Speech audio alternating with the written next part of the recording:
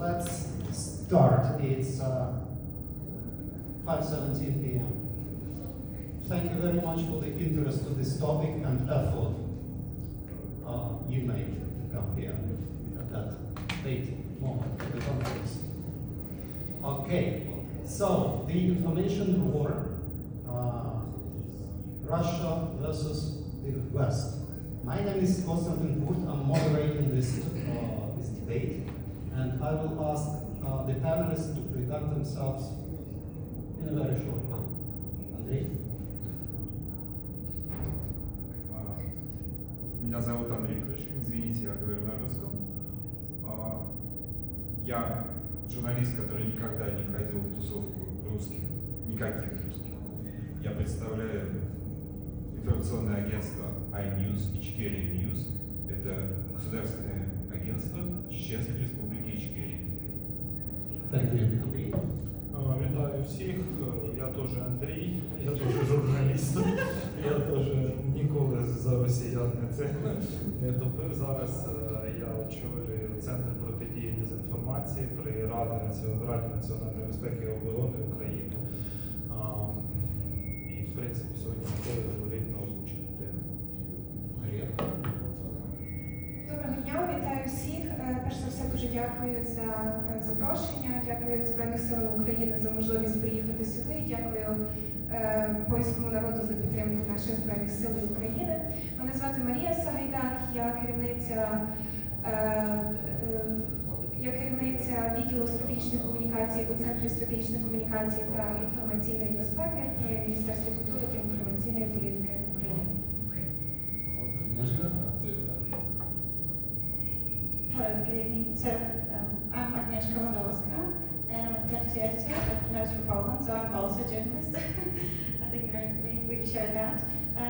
Notes for Poland is an independent online media that's covering Polish issues, but we do also have a network that's trying to look at the region and get similarly minded outlets to draw attention to what's going on here. Thank you for the invitation.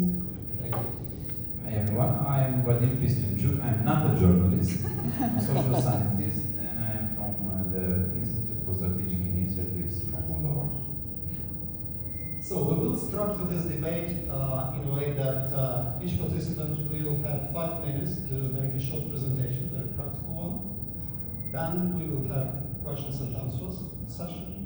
With our time it will take, we expect, about 20 minutes, which is fair enough. And then short wrap up. So this way our 60 minutes will pass away. Who is winning this war, dear participants? Hey, what do you think?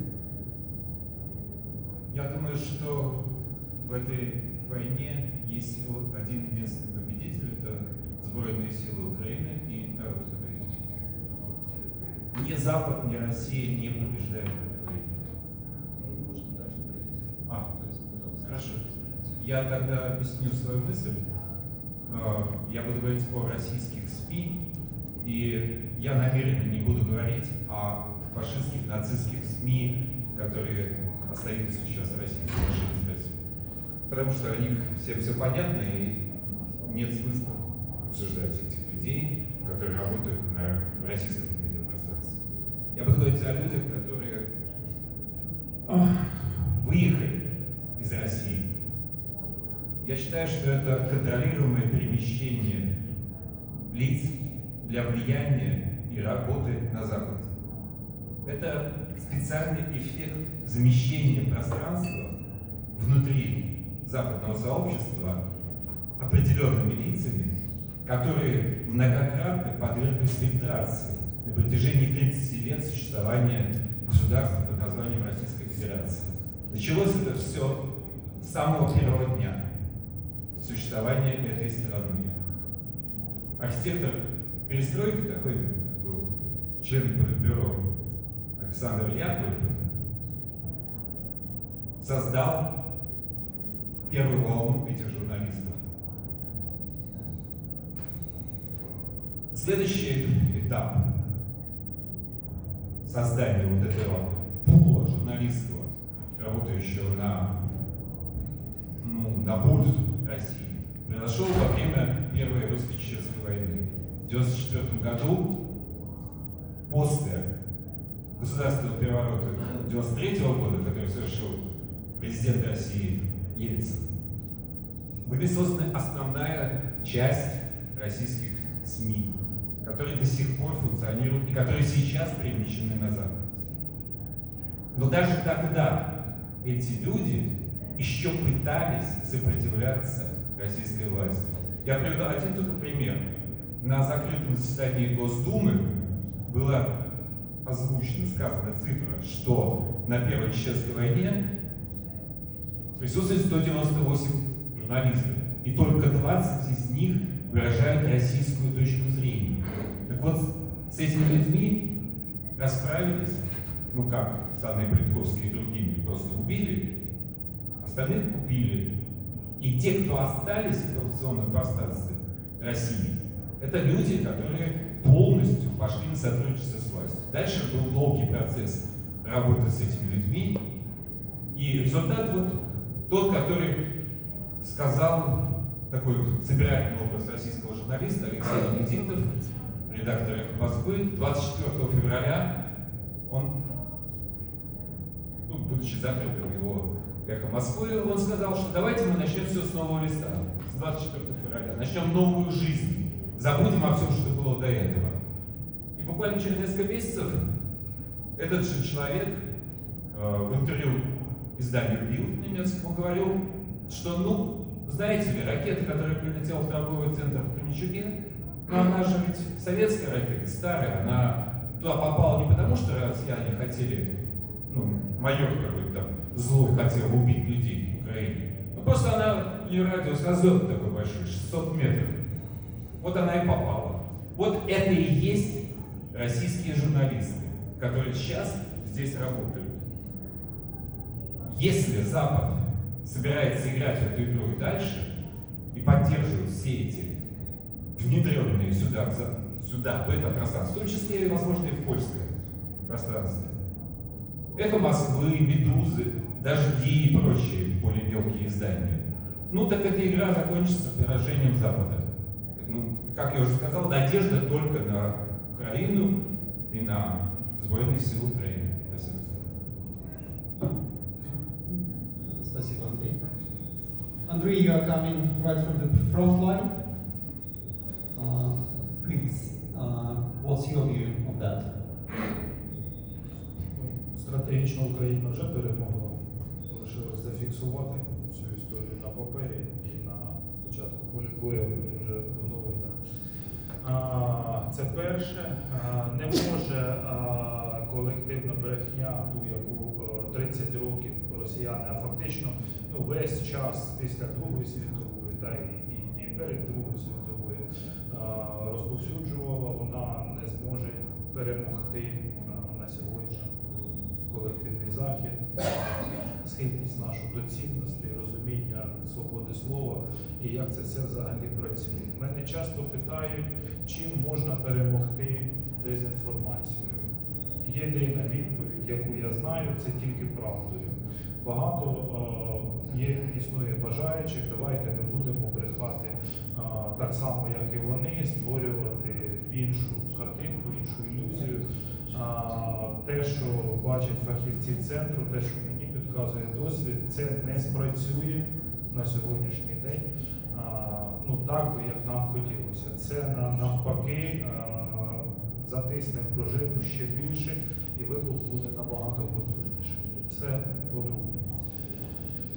По-третє, що дуже важливо треба відмітити, сьогодні, коли ми кажемо про журналістів, там, умовних овсянникових, які їдуть на захід, консерви, які вибухають, які протягом багатьох років Радянський ще Союз закладав в цивілізовані країни під сфальшованими абсолютно алібі. Це все історія не про фейки, не про маніпуляції і навіть не про дезінформацію. Це вся історія про інформаційний тероризм, який сьогодні бачить весь світ, те, що робить Росія сьогодні в Україні і, в принципі, в усьому світі. Центр протидії дезінформації інформації при РНБО наполягає на приданню цим діям кваліфікації саме інформаційного тероризму, відповідальність за який має бути так само, як і за звичайний тероризм. Бо допомога цим інформаційним терористам, вона так само має на меті створити для людини ситуації паніки, безвиходя і загнати її в глухий кут. З часів Геббельса нічого майже не змінилося, крім того, що завдяки розвитку цифрових технологій ми маємо надпотужніший мікроскоп, який всі ідеї Геббельса збільшує кратно там, в трильйони разів. І сьогодні, створивши там один фейк, завдяки цифровій трансформації, можна потрапити в голову майже кожної людини, майже в кожній точці на планеті. Тому, ще раз наполягаю, в науці дуже приємно, що серед спікерів є представники науки. В науці існує описаний термін інформаційного тероризму, але сьогодні необхідно розпочати широку дискусію, бо ця історія загрожує сьогодні всьому світу. Росія продемонструвала це, починаючи з грузинської війни, потім був MH17. Те, що робилося, насправді інакше, як інформаційний тероризм, назвати немає як. І історія про Бучу, історія про Ростов, про Ірпінь показала нам існування майже всіх різновидів інформаційного тероризму, від інформаційного алібі до інформаційного теракту. Дякую. What else we have to win this war? Maybe we are not doing enough in countering disinformation.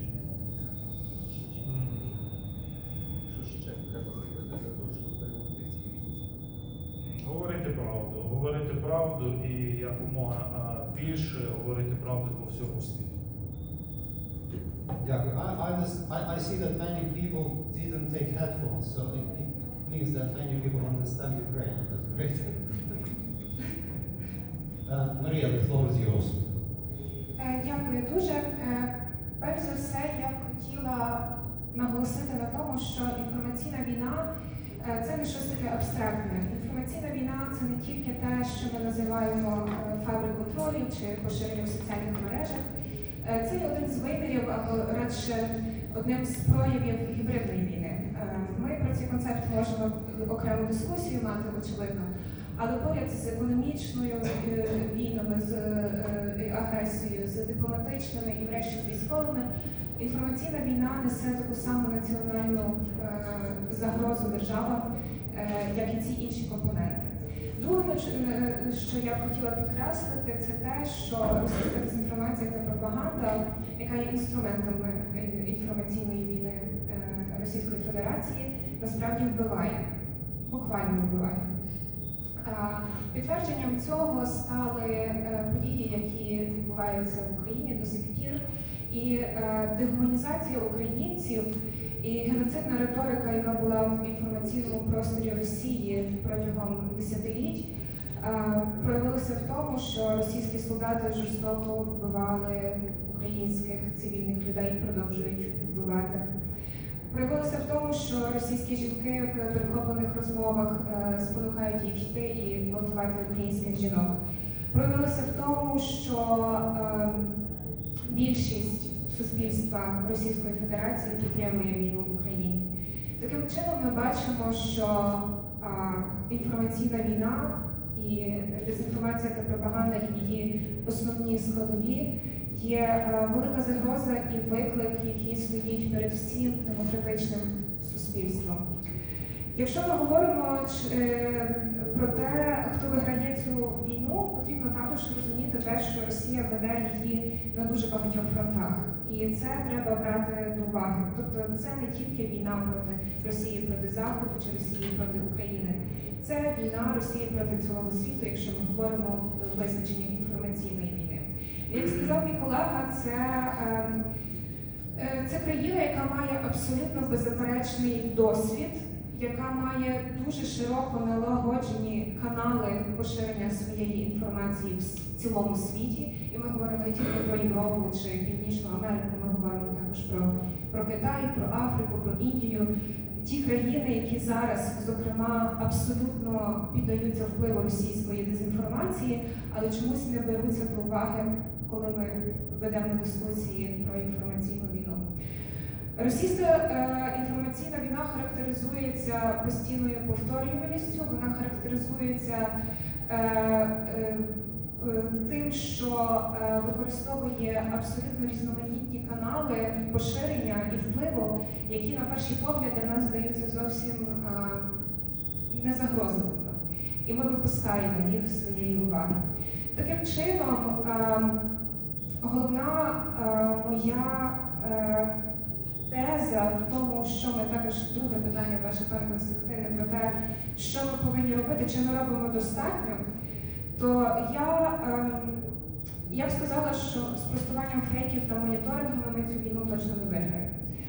Ми мусимо розуміти, що якщо ми не заповнимо інформаційне поле, цей інформаційний вакуум, за нас заповнить це країна, яка хоче задати нас шкоди. Таким чином дуже важливо мати, ми знаємо, як працює вже багато досліджень, ми знаємо, як працює російська пропаганда, як працює російська дезінформаційна машина, ми точно знаємо, що вона буде використовувати вразливості і слабкості наших суспільств. І ми можемо передбачити це, і ми можемо запобігти цьому. Таким чином, абсолютно важливим, необхідним зараз для всіх нас є розвиток стратегічних комунікацій і також дуже сильна своя інформаційна політика. І в цьому я б також хотіла зазначити, що Україна зараз, так само як вона потребує військової допомоги, вона так само потребує інформаційної допомоги, тому що ми собі з тим не дамо раду. Нам потрібна підтримка світу, і ця інформаційна війна ведеться проти кожної країни, не лише проти України. Тому з об'єднаними зусиллями та з допомогою одне одному ми можемо перемогти. Thank you very much. One story is the post-Soviet countries, where Russian language is broadly understood, that Russian language is the transport for disinformation. Also, there is a tradition to watch Russian television in post-Soviet countries. But in the case of Poland, Agnieszka, does it really exist? Is it the issue, the Russian propaganda? And if so, how it works?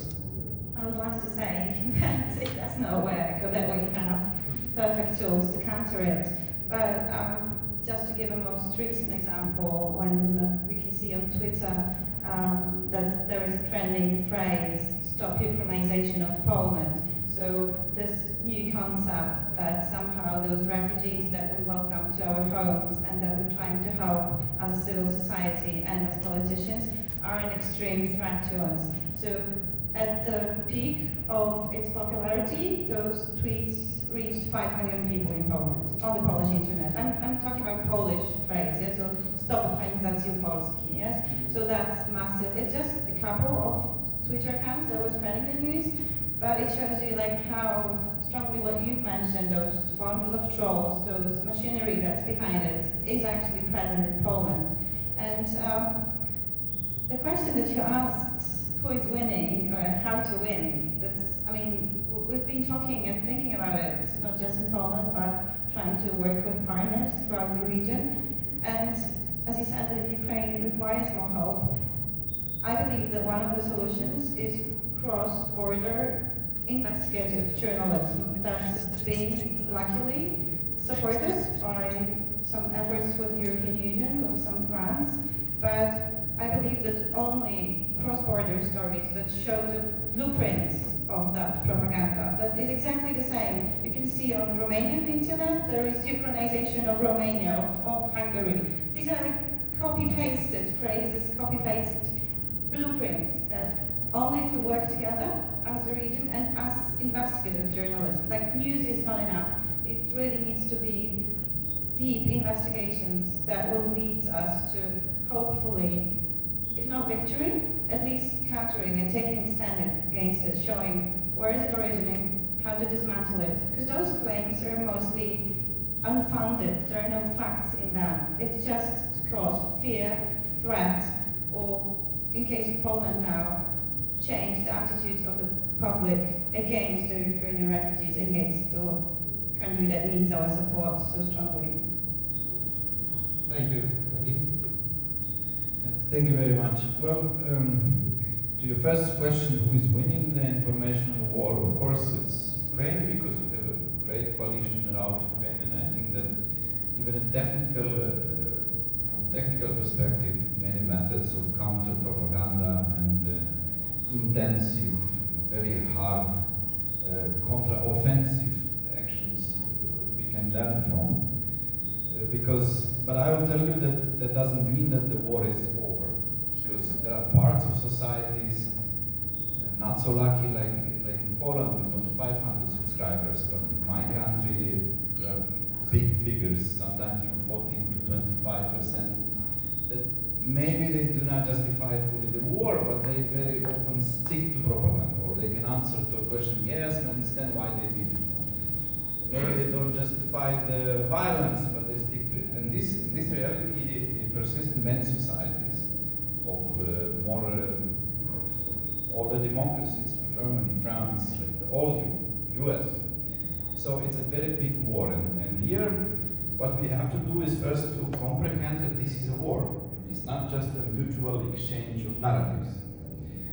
Of course, the war has its own purposes, deception, psychological influence, which has to, and the biggest goal, the grand goal, is to craft new behaviors among our societies. And here, for example, Moldova, which is this issue of propaganda and informational security of the country is very old, but also interferes very much with the legislation, human rights and freedoms, EU membership perspective, and it's a very complicated issue. About the trends in the propaganda, just very few. We shouldn't underestimate Russian warfare, informational warfare. First, it becomes more contextual. They use every context to attack. So they saw that it's not so fruitful for the purpose of the war, of the information war, to push on denazification, whatever is that, in certain areas of countries, because it's so incredible that people don't stick to the message. It took them some time to get to other narratives. In case of Moldova, that's of course the social issues, gas prices, because it's a country with small incomes, and the target is the poor family, and of course, portraying chaos, catastrophe, and so on, which very often find its audience. The second, it's more focused on deception.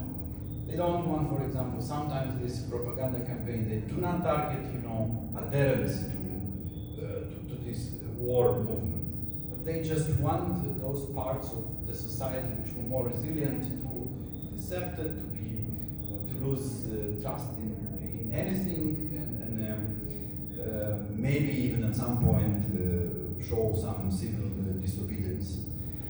Other important thing is not only the very clear to detect campaigns on certain issues, but when you mix the true with the fake news, or let's say fake news that are very close to reality. And they very well, the third point is that they very well explore the loopholes in the regulations, in the behavior of media, in the behavior of politicians, and so on. And these methods become more and more complex when you move to West. They understand that saying just, denazification in France would make no sense, or other countries. So they use local context and they use the loopholes. For example, those media that do not check their sources, good media, normal, but they just very often fall into the trap of misinformation on some sources. And the fourth point, of course, is the huge implosion of the use of anonymous social media. Telegram, TikTok, others, I saw they have also, I know from our experience in Moldova in the first days of the war, we had a coalition of civil society institutions because the state couldn't resist to such a big informational attack, also related to refugees, to the social issue, to the war motivation from Russia. And we saw that it is very difficult, how to say, to deal with this. I mean, it's impossible to deal with these huge giants. And the paradox of the situation is that we are lost, I mean, in Europe and in those countries that aspire to become European, we are lost in definition. We say that propaganda, you can fight, you know, with regulation, with this quality, with good quality journalism, totally agree, but not in a war situation. Because if tomorrow you post a picture with a guy smoking on some social media, you'll be banned immediately. But it doesn't happen the same when you justify killing people. So, and the craziness of the situation is that we have to explain also to the regulators. What can we do?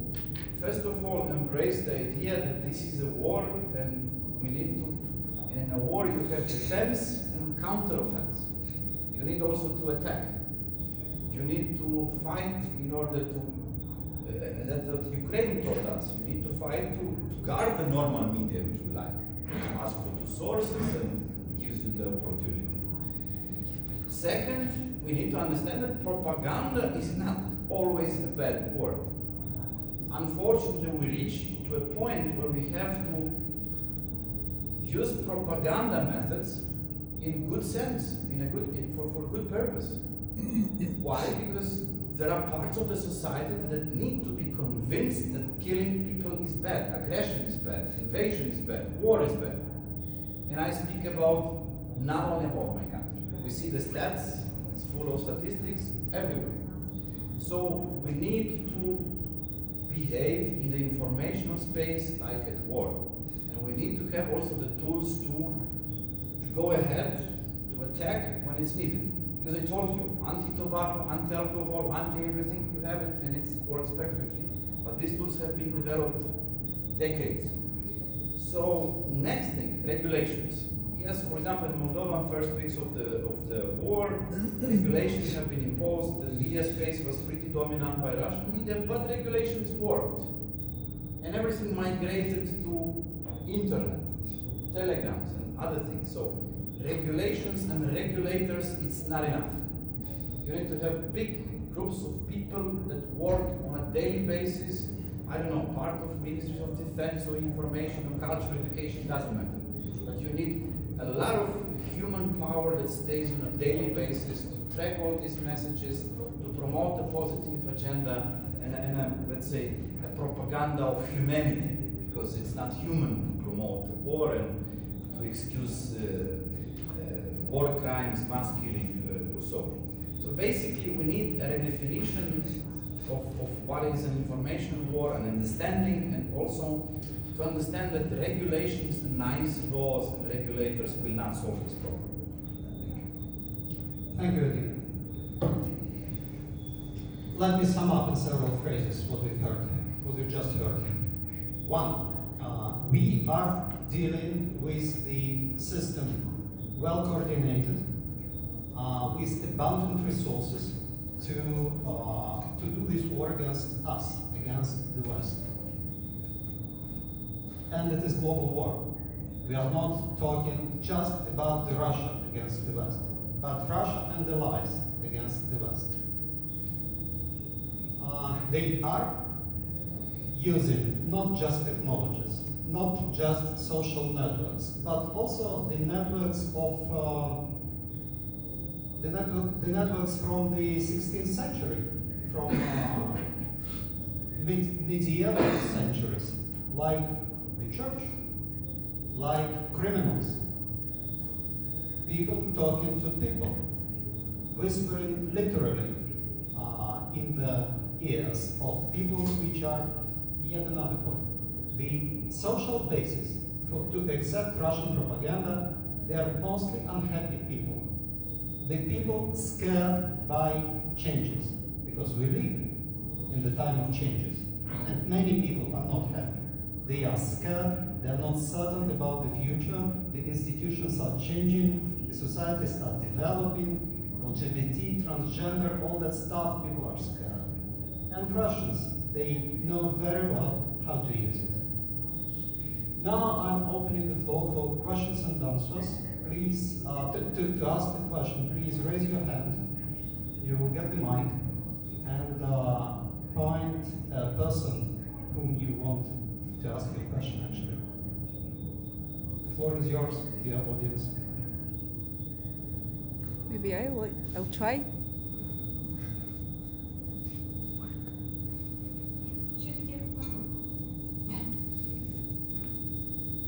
Thank you very much. My name is Anдрей Kурочkин. I'm a independent journalist, have no support, trying to survive because I start to tell about topic of Ичкерия, Chechene Republic of Ичкерия. As soon as I start to get like mails from certain people, from some foundations, Russian people working in that foundation, American, European, asking me to stop to tell about this topic. Instead of, we know that 300,000 people was killed and this territory is independent but occupied. And this truth we cannot spread because this is not popular, this is forbidden. This is my question. Who could answer? What should I do in this case? Because I am moved, I am pushed to the corner. Thank you. Who wants to take this question?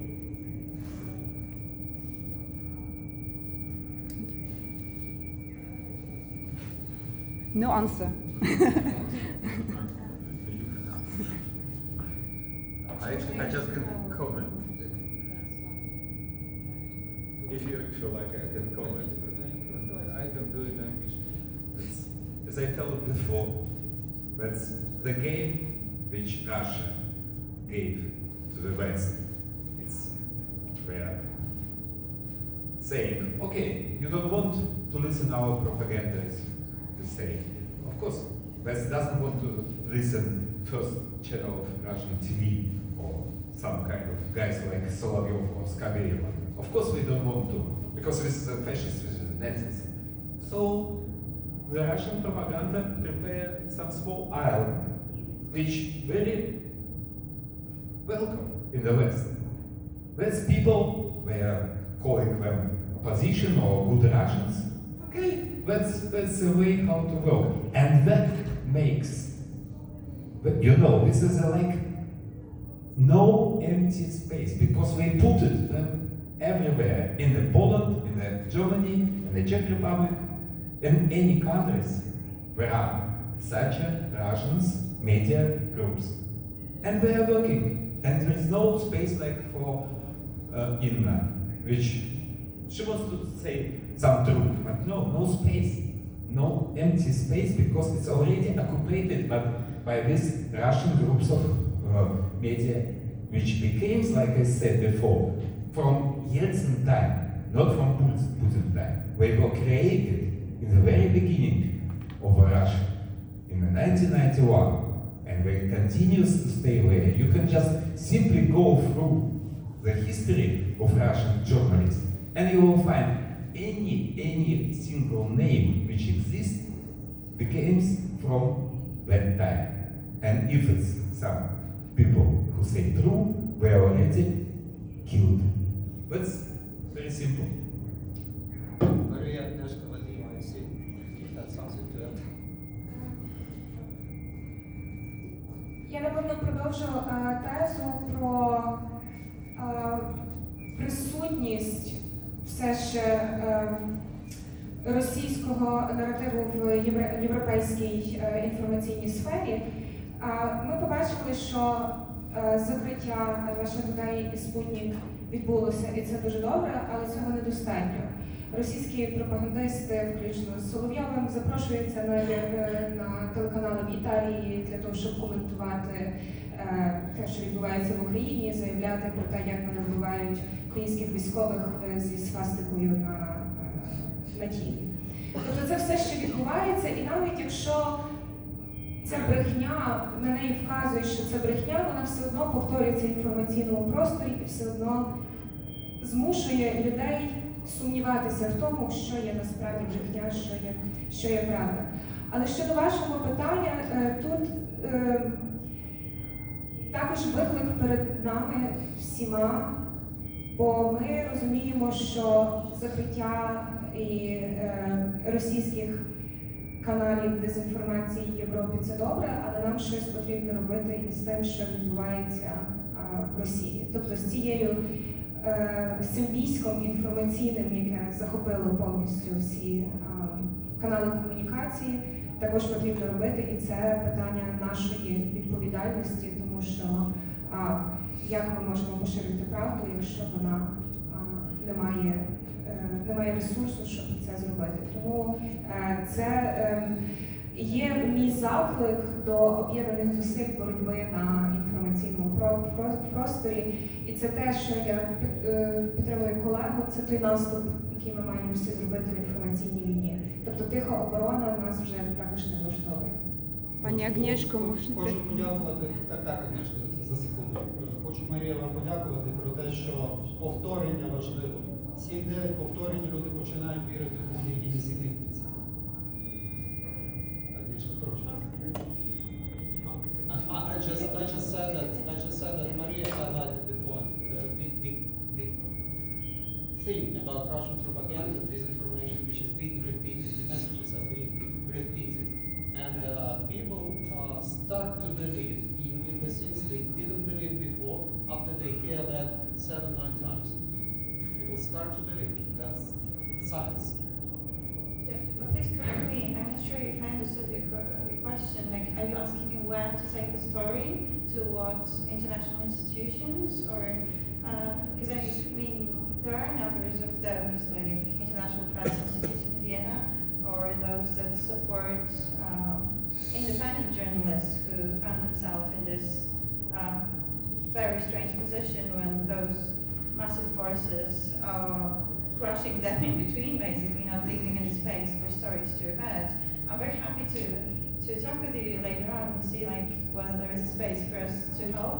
I know that one of our partners, Transitions Online, established a fund that's mostly for Ukrainian journalists, independent ones, but also for journalists from Belarus and Russia, those who are willing to not be part of the system, but provide information that I believe we do need. Is of course, being aware of all you said here is extremely important to verify how to fund and what to fund, but I believe that cutting off the information altogether and just listening to one side will be extremely harmful in long term for the independence of journalism.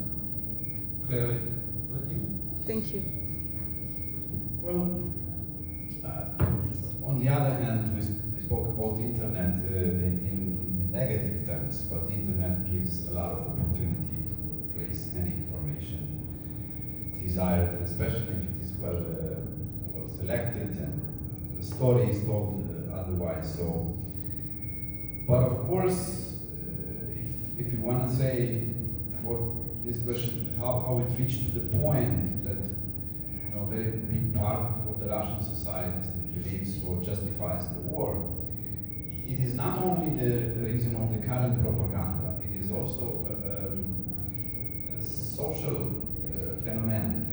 There are parts of the society that can easily incline into accepting violence as a tool of solving things. I'll be more straightforward. There are always parts of societies who can say that a war is a solution for something, or an invasion, a liberation, and so on. So, what should be done here? Again, somehow, media and storytelling and anti-information warfare stays somehow as a positive part of the European society and guarded by legislation, not very well prepared for information warfare time. That's the problem, and especially in those countries who are the margins, for example, and who are not so professional, or like in Moldova, where the media market is very small. You need a lot of independent media, but to have a lot of independent media, you have to have some kind of market. In my country, for example, the entire media market from Progress is 11 million euros. Before the pandemic, it was 24, before the COVID era. So now imagine you need to compete with giants on entertainment, because they use very well their entertainment. You need to compete with giants that have billions from Gazprom Media or somebody else. It's a little bit not so. So we have to think how to do it, is to support media, or maybe to have social advertising, or the state should be done. But then if the state sponsors it, then it's not free and independent media anymore. No. So now we have a little bit of relaxation time, because there are many funds, as you mentioned, that help the independent journalists. But it's a topic to be thought.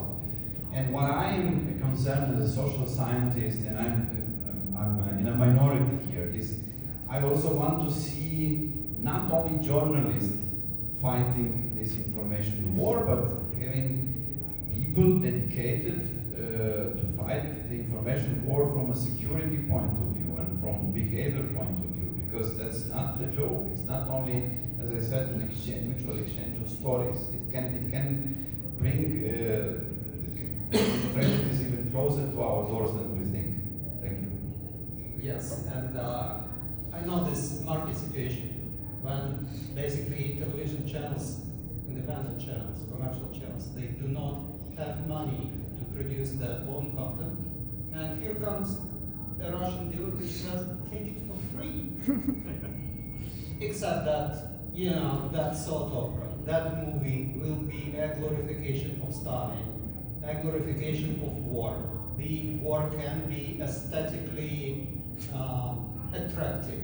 They show all that. People buy, and this is the result. The war in Ukraine is a result of systematic efforts of media terrorism to support this thing. And now we have what? 77% of Russians, they are saying that they support the war in Ukraine. Any more questions?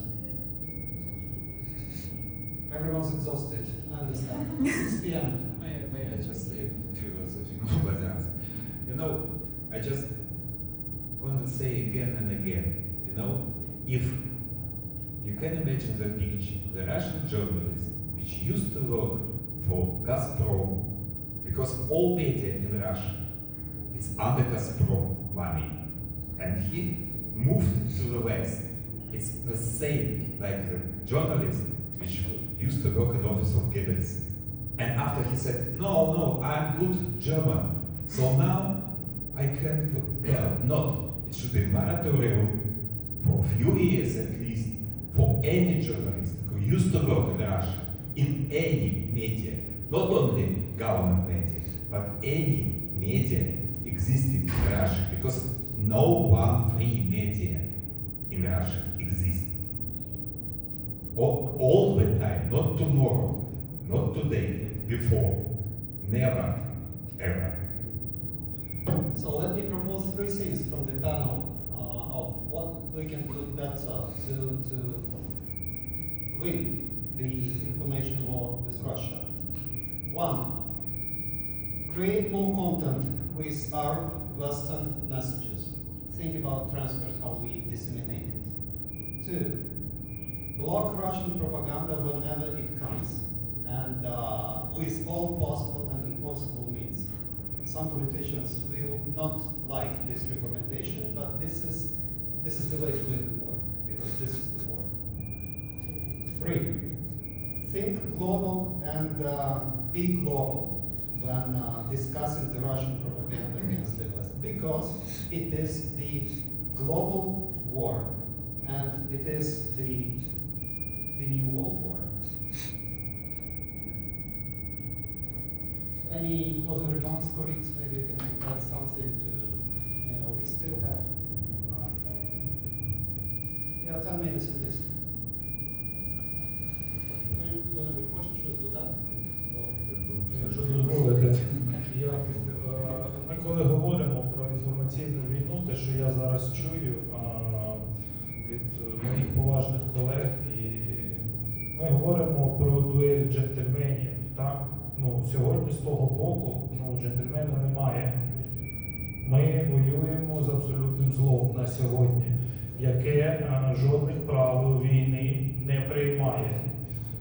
Я сам живу в Бучі, я це все бачив на власні очі, і Європа сьогодні, дай Боже, щоб не припустилася страшної помилки, не уявляючи собі, що відбувається в Україні. В Україні сьогодні фактично відбувається реальна війна з тисячами кілометрів, де йдуть бойові дії з ракетними обстрілами, з мінометними обстрілами, з застосуванням систем залпового вогню. Якщо ви це не бачили все на власні очі, це треба побачити. Після цього стає зрозумілим, задля чого була попередня інформаційна артпідготовка. Для чого готували? Ми маємо феномен сьогодні, коли завдяки засобам масової інформації Путін з його поплічниками фактично приснули цілу націю. Ціла нація сьогодні спить. Прокидатися вона буде важко, прокидатися вона буде дуже боляче, але феномен лишається завдяки, і тепер дуже важлива примітка. Коли ми говоримо про інформаційну війну Росії, це війна не журналістів, це війна абсолютних інформаційних терористів, які свідомо і умисно на це пішли. Що їм рухало, не має жодного значення. Там є ідеї, які справді хочуть, щоб Ленін став з труни і пішов кудись СРСР створювати. Є ті, хто за гроші, які відверто про це кажуть, що в них кредити. Для нас сьогодні це не має жодного значення. Але мова не йде про боротьбу журналістів і мова не йде про боротьбу наративів. На сьогоднішній день засоби масової комунікації набагато впливовіші, в тисячі разів впливовіші, аніж класичні засоби масової інформації. І говорити про те, що телевізор там, або газети, або серйозна публіцистика може повернути цю ситуацію, це абсолютний сон.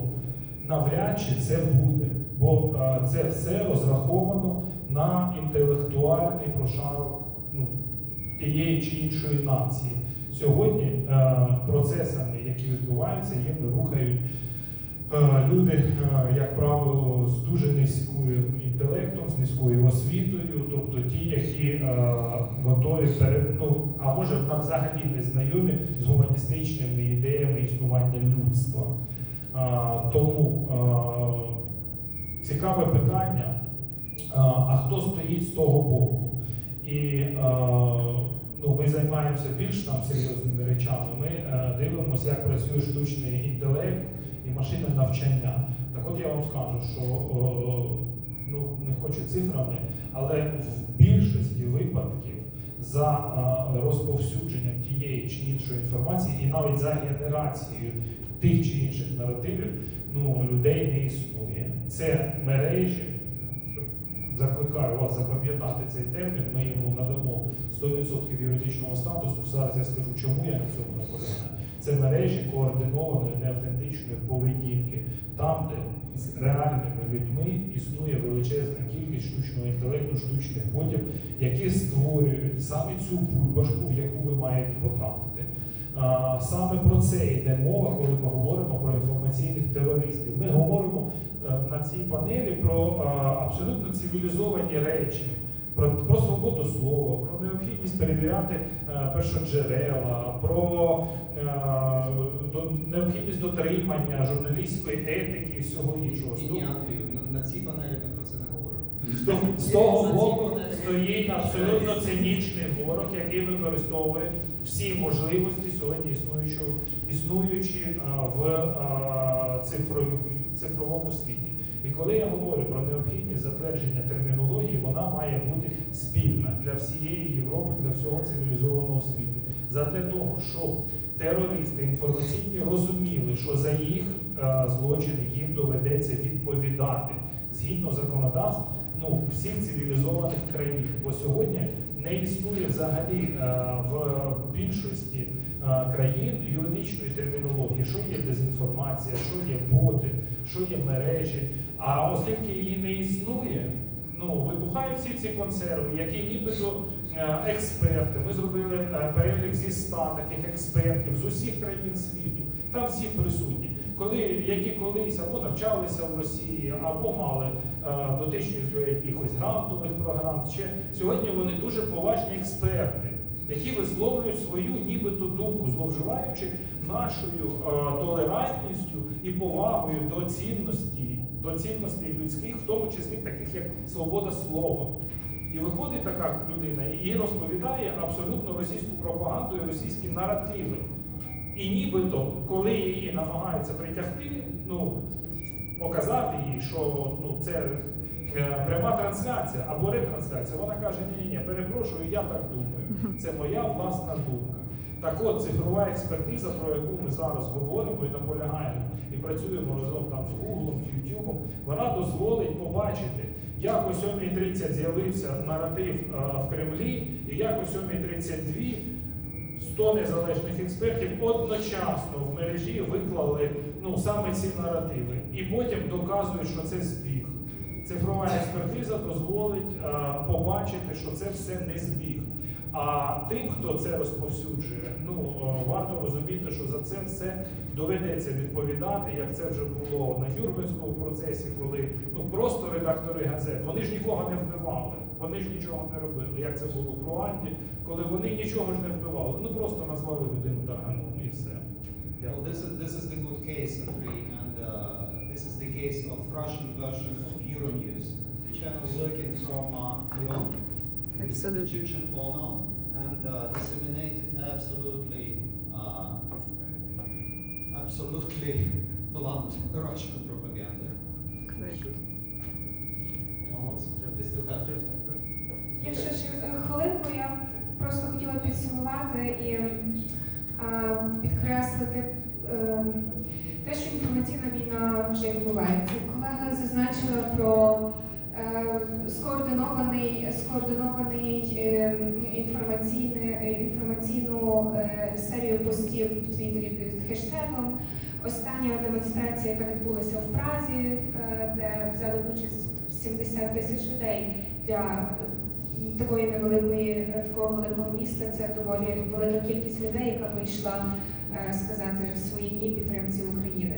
Це зараз основний наратив Росії, який вона просуває на західний світ, зменшити підтримку України різними способами. І вже ми говорили про те, що вона робить це не тільки для того, щоб зашкодити Україні, але також, щоб зашкодити кожному суспільству. Для того, щоб роз'єднати, для того, щоб посіяти недовіру, для того, щоб маніпулювати, для того, щоб розколоти суспільство. Тобто це загроза безпосередня кожному жителю країни, де Росія проводить свої інформаційні атаки. За 8 років гібридної війни в Україні ми навчилися, як з цим працювати, і 24 лютого показало, що це були ефективні методи. Зокрема, тут теза про те, що Путін розуміє тільки силу, інформаційній складовій теж дуже важливо. Тобто тільки силою. А що означає сила в нашому плані? Це абсолютно закриття всіх каналів. В Україні ми зробили у 2019-2020 році закриття пропагандистських каналів Медведчука, закриття Яндекс.Пошуку і інших афілійованих з Росією каналів, які були в інформаційному просторі. Нас за це критикували. Але уявімо собі, що ви були, якби 24 лютого зранку вони всі працювали. Ситуація була би зовсім іншою і в Україні, і в світі. Тому я закликаю наступати, і ми переможемо. Yeah, just one word about this Prague, because I'm from Prague, and this 70,000 people appear in the place which the center of these good Russians. It's an anti-war committee and a Radio Free Liberty. Can you imagine the power of this media in Prague? And they do nothing. They do nothing. This is the result of this fake position. It will be happening in other countries. It's just that Yeah, of course, I know. But now it's not in Prague. It's the biggest hub of this Russian, good Russians. Agnieszka, macie parę słów? Yeah, so I don't want to sound naive because I do share the terror you're talking about, and I do most seriously treat all the threats you're talking about, also to the media in Poland and how we perceive what's going on in our neighboring countries. But I do believe that although we are not prepared, I agree with my colleague here, we are not prepared for this scale of the threats, not the scale of the attacks. I just mentioned one campaign, but there are loads and loads of those campaigns. But what I see as a light at the end of this tunnel for Polish media, at least what I hope is also for European media and hope for Ukraine, that there is a growing understanding among public opinion that this is happening, that those farms of trolls, that those new technological innovations are actually used against us. And I believe with this understanding and this growing awareness, there is some hope that the media will actually step up and inform about what's going on. Vadim, you have 1 minute, you don't use it now. Yes, I can talk more. Yes, I know. Well, what can I say? I mean, for a country like Moldova, but I wouldn't only say about Moldova because we try to see the picture over the region. It's a very good moment to rethink the entire media infrastructure. Secondly, it's a very good moment to clarify the relation between the state, public interest, and social media, and especially the social media that doesn't have any tools for censorship or purification, catharsis. Yes, I mean that's very problematic because I know in my country NGOs and state agencies try to reach them, and it's really difficult to reach them. So just to. And third thing is, I know that in our societies there will be voices who say that this is politics. This is not about politics. This is about humanity. A war with all its, tragic products cannot be an issue of promotion, or how to say, in any kind of media. So Thank you. that's the lessons we have to learn, and especially from Ukraine. And I don't see that all the countries are eager to learn this lesson. Thank you, Vadim. Thank you, colleagues. It was a pleasure to work with you. Very good.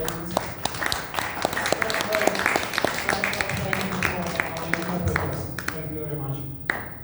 Perfect, thank you.